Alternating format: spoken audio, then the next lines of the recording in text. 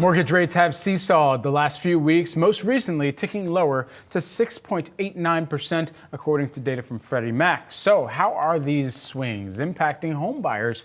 Joining me now, we've got Melissa Cohn, who is the Raveis Mortgage Regional Vice President. It's great to have you here with us. Okay, so what are the kind of immediate impacts that we're seeing, at least in some buyer activity, between what we were seeing in a long-term or long-standing 7% and us finally cracking below that and kind of maintaining below that rate for a few weeks now?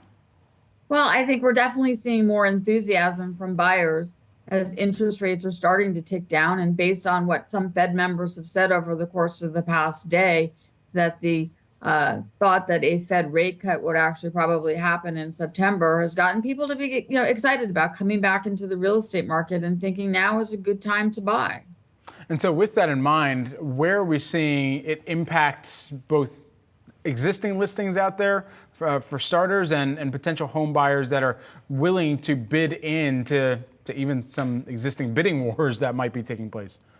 Well, I think with the knowledge that it looks like interest rates are really, on the decline and will continue to decline through the balance of the year over the course of the next couple of years, that more people are now saying, you know what, maybe I should get back into the real estate market and look at the opportunity to buy now before rates do really come down and real estate prices go back up again. And when interest rates are high, there are fewer buyers in the marketplace because of the affordability issue.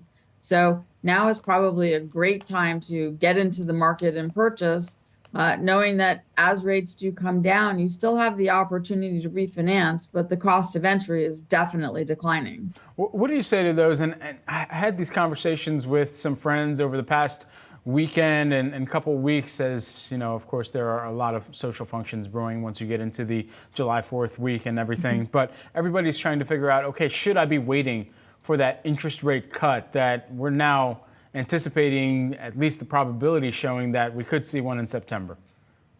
Well, I think it's a question of doing the math.